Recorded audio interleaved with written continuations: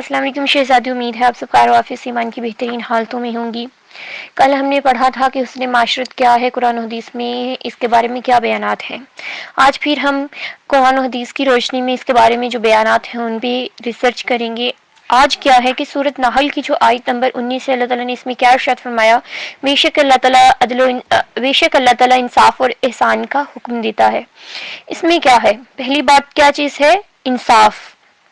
تو اللہ تعالیٰ نے پہلی کس چیز کا حکم دیا، انصاف کا، کہ جب بھی کبھی بھی ہمیں ایز اے جج مقرر کیا جاتا ہے یا دو لوگوں کے درمیان لڑائی ہو گئی ہے، کسی چیز کو لے کے بحث ہو گئی ہے، فرض کریں کوئی جائیداد کا ہی معاملہ ہے، تو جب بھی ہمیں کوئی فیصلہ کرنا ہے تو ہمیں اپنی فائدہ نہیں دیکھنا، بلکہ ہمیں اس وقت کیا ٹھیک ہے، کون غلط ہے، کہاں پہ قرآن کے احکامات کے مطابق کیا چیز ہے، ہمیں ان سب چیزوں کی مد نظر رکھتے ہوئے عدل و انصاف سے کام لینا ہے۔ اور دوسری چیز کیا ہے، احسان کا۔ اللہ تعالیٰ دوسری کس چیز کا حکم دیتا ہے، احسان کا۔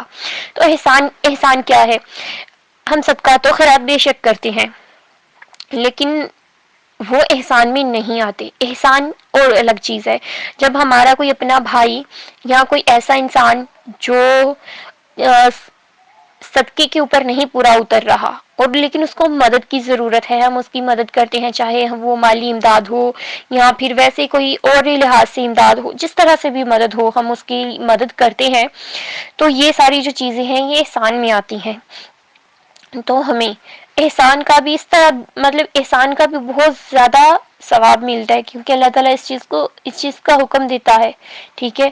تو کیا ہے، ہمیں احسان کرنا چاہیے، ٹھیک ہے۔ اس سے کیا ہوتا ہے کہ جب ہم کسی کے ساتھ کوئی اس کی مشکل میں مدد کرتے ہیں یا اس کے کام آتے ہیں، تو اس انسان کے ساتھ ہمارے رشتہ جو ہے وہ زیادہ مضبوط ہوتا ہے اور ایک اچھا معاشرہ تشکیل پاتا ہے۔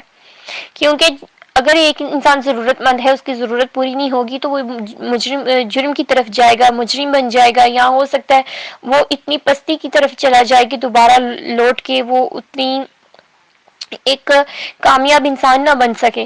تو لیکن جب ہم احسان کسی کے اوپر کرتے ہیں تو وہ انسان جو ہے کامیاب بنتا ہے، وہ جو ہو سکتا ہے ہماری تھوڑی سی مدد اسے جرم کے راستے سے دور کر دے، اس کی جو مالی حالات ہیں، اس کی ذہنی آسودگی ہے، ذہنی سکون ہے، ہو سکتا ہے اس میں بہتری لائے، تو وہ انسان کے ساتھ ہماری جو تعلقات ہیں وہ خوشگوار ہو جاتے ہیں۔ اس کے بعد کیا ہے کہ یہ سارا کچھ تو ہے، لیکن اللہ تعالیٰ نے سورۃ الحجرات کی جو آیت نمبر 12 ہے، اس میں اللہ تعالیٰ نے کیا ارشاد فرمایا ہے، اے ایمان والو، بدگمانی سے بچو، بے شک بعض بدگمانیاں گناہ ہیں۔ اب بدگمانیاں کیا ہیں، اگر ہم نے کسی کے اوپر تہمت لگا دی، ٹھیک ہے، اور یا کسی کے بارے میں ہم نے ایسی کوئی بات غلط کر دی کہ جس کی وجہ سے اس بیچارے کا گھر ٹوٹ گیا، ٹھیک ہے، یا پھر ہم کسی کے بارے میں حسد رکھتے ہیں، نفرت کرتے ہیں کسی سے، یا دل میں برائی اس کے بارے میں برائی رکھتے ہیں، تو یہ ساری جو چیزیں ہوتی ہیں، یا اس کی پیٹھ پیچھے اس کی چغلیاں کرتے ہیں، تو یہ ساری کی ساری جو چیزیں ہیں یہ جو ہے اس سے اللہ پاک نے منع فرمایا ہے، کیونکہ یہ ساری جو بدگمانیاں، یہ سارا کچھ جو ہم کرتے ہیں یہ گناہ ہے، اور گناہ سے ہم لوگوں کو بچنا چاہیے۔ اس کے بعد جو ایک اور بات یہ ہے کہ رسول اللہ صلی اللہ علیہ وسلم نے کیا فرمایا ہے، ہر ایک آنکھ جو نظر بد سے دیکھے زانیہ یعنی زناکار ہے، اور جو عورت خوشبو مل کر کسی مجلس کے پاس سے گزرتی ہے تو وہ بھی زانیہ ہے۔ یہ ترمذی، ابی داؤد، سنن نسائی کی حدیث ہے، یعنی ان تینوں جو احادیث کی کتب ہیں ان میں یہ درج ہے حدیث۔ تو یہ صرف عورتوں کے لیے نہیں ہے، بلکہ اگر سورۃ نور کی آیت نمبر 31 ہم دیکھیں تو اس میں مردوں کے بارے میں بھی ذکر کیا گیا ہے اسی چیز کو لے کے۔ تو یہ جو ساری چیزیں ہیں یہ ہمیں عریانی اور فحاشی کی طرف لے کے جاتی ہیں اور ہمیں ہماری اسلام سے دور کرتی ہیں۔ اور یہ اگر ہم دیکھیں تو پردہ صرف عورت پہ نہیں بلکہ مرد پہ بھی لازم ہے۔ عورت کے پردے کی کچھ اور حدود ہیں، مرد کی پردے کی کچھ اور حدود ہیں، لیکن یہ دونوں پہ ہی لازم ہے۔ تو جتنی اللہ تعالیٰ نے جس کے لیے حدود مقرر کی ہیں اس کو ان حدود کا پاس کرنا چاہیے، ادروائز وہ بھی گناہ کا مرتکب ہوتا ہے۔ اب اس کے بعد جو ایک اور بہت بڑا آج کل امت مسلمہ میں، امت محمدی میں یہ بہت بڑا ایشو ہے، مذہبی فرقہ بازی جو ہوتی ہے، اور مذہبی انتہا پسندی، اور جو دینی جو ہے شدت پسندی، یہ ساری چیزیں کس طرح سے یہ آتی ہیں کہ اگر آپ دیکھیں تو رسول پاک صلی اللہ علیہ وسلم نے کیا فرمایا. سب سے پہلے ہم یہ جانتے ہیں کہ رسول پاک صلی اللہ علیہ وسلم نے ان چیزوں کے بارے میں کیا فرمایا. خبردار، دین میں تشدد پیدا کرنے والے ہلاک ہو گئی. یہ بات آپ صلی اللہ علیہ وسلم نے 3 مرتبہ فرمائی. تو جو بات آپ صلی اللہ علیہ وسلم نے 3 مرتبہ فرمائی ہو تو اس کا مطلب ہے کہ رسول پاک صلی اللہ علیہ وسلم نے اس کے اوپر بہت زیادہ زور دیا. تو اگر رسول پاک صلی اللہ علیہ وسلم 1 مرتبہ بھی فرما دیتے تو ہمیں اس پہ عمل کرنا تھا، لیکن رسول پاک صلی اللہ علیہ وسلم نے یہ بات جو ہے یہ 3 مرتبہ فرمائی ہے. تو رسول پاک صلی اللہ علیہ وسلم نے یہ بات 3 مرتبہ کیوں فرمائی؟ یہ اس لیے فرمائی کہ ہمیں جو ہے اپنے دین میں مذہبی انتہا پسندی، فرقہ بازی نہیں لانی. کیوں؟ اگر ہم یہ سب لائیں گے تو ہم منتشر ہو جائیں گے، امت محمدی ایک دوسرے سے جدا ہو جائے گی. ٹھیک ہے؟ اور جو اسلام میں مساوات ہے، اخوت ہے، بھائی چارہ ہے، یہ ساری اتنی ساری جو اس کے بارے میں احادیث ہیں، قرآن و سنت ہے اور قرآنی آیات ہیں، اتنے زیادہ احکامات ہیں، ان سب کو ایک جو ہم لوگ ہیں اگر ہم مذہبی تفرقہ بازی میں آتے شامل ہو جاتے ہیں یا اس طرح کی سوچ رکھتے ہیں تو ہم ان تمام آیات سے، ان تمام احادیث سے انحراف کر رہے ہوتے ہیں. ٹھیک ہے؟ یعنی کہ ہم ان کو ایکسیپٹ نہیں کر رہے ہوتے. اور اگر ہم دین میں سے اتنا سا حصہ بھی ایکسیپٹ نہیں کرتے تو ہم مکمل طور پہ مسلمان نہیں ہوتے. تو ہم یہ کس طرح سے کر سکتے ہیں پھر کہ ہم تفرقوں میں آ جائیں اور اسلام کو بھول جائیں؟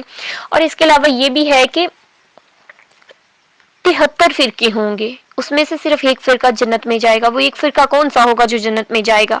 اب اس میں اکثر لوگوں نے فرقے کو عربی میں جو ہے فرقے کو یہ لے لیا ہے کہ جس طرح سے ہم لوگوں نے فرقے بنا لیے ہیں. نہیں، وہ ایک گروہ. فرقے کا مطلب ہوتا ہے، اگر ہم عربی کی لغت دیکھیں تو فرقے کا مطلب ہوتا ہے گروہ. تو وہ ایک گروہ جنت میں جائے گا. اور وہ کون سا گروہ ہوگا؟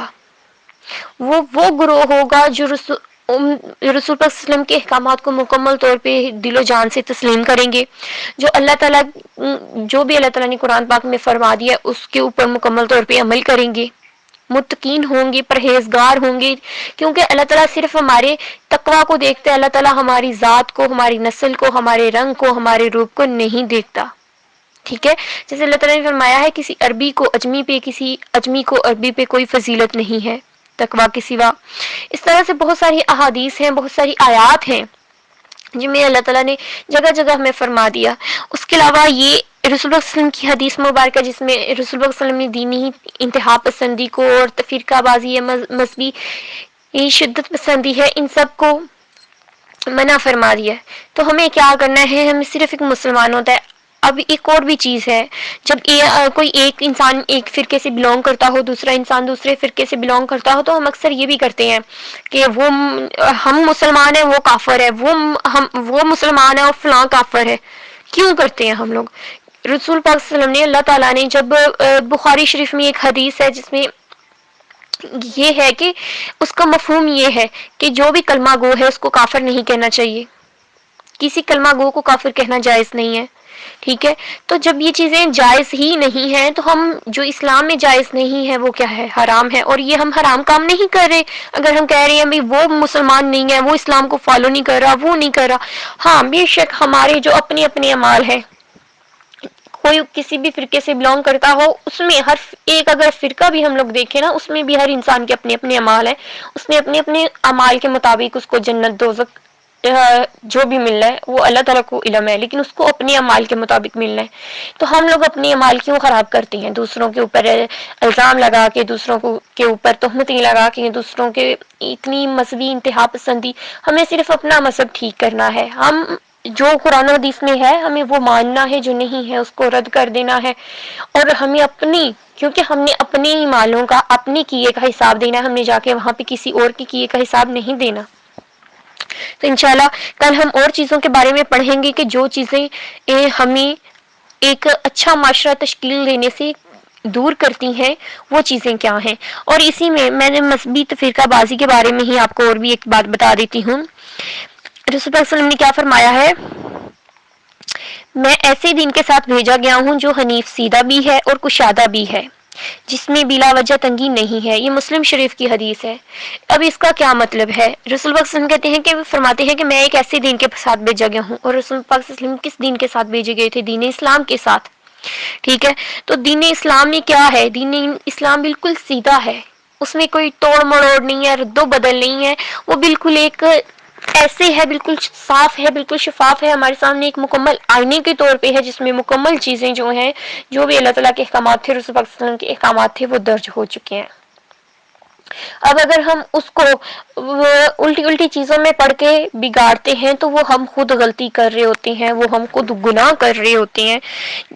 اور رسول اللہ صلی اللہ علیہ وسلم نے اسی حدیث میں اور بھی کیا فرمایا ہے؟ جس میں بلا وجہ تنگی نہیں ہے۔ تو ہم لوگوں نے یہ جو بھی تنگیاں بنا لی ہیں، تفرقے بنا لیے ہیں، اور ہم لوگوں نے چھوٹے چھوٹے جو مسائل قرآن و سنت کی روشنی میں ہم تلاش کرنے جائیں تو وہ ملتے ہی نہیں ہیں، یا ملتے ہیں لیکن ان کی کوئی فرقہ کسی اور طریقے سے اس کو ایکسیپٹ کر رہا ہے، کہ کوئی فرقہ کسی اور طریقے سے ایکسیپٹ کر رہا ہے، کوئی فرقہ اس کو جو ہے صدقات و خیرات بول کے اللہ کی راہ میں کوئی چیز دے رہا ہے، کوئی فرقہ اس کو نیاز بول کے اللہ کی راہ میں کوئی چیز دے رہا ہے، لیکن وہ کیا ہے؟ ہم لوگوں کے الفاظ ہیں، ٹھیک ہے، کہ ہم کس ڈکشنری میں اس کو یوز کر رہے ہیں، لیکن جو چیزیں ہم لوگوں نے وہ مسلمان نہیں ہے اور وہ کافر ہے اور وہ کافر ہے اور وہ مسلمان ہے، تو یہ ساری چیزیں جو ہیں اگر ہم اس طرح سے کرتے ہیں اور فرقہ بازی میں آتے ہیں اور ایک دوسرے کے اوپر الزام تراشیاں کرتے ہیں تو ہم بہت بڑا گناہ کر رہے ہوتے ہیں، جس کے بارے میں رسول پاک صلی اللہ علیہ وسلم نے خود فرما دیا کہ یہ سب چیزیں نہیں کرنی۔ اور انشاءاللہ کل ہم باقی پڑھیں گے۔ آج کے لیے آپ کا اتنا ہی ہے۔ اللہ آپ سب کا حامی و ناصر ہو، نگہبان ہو۔ اللہ حافظ۔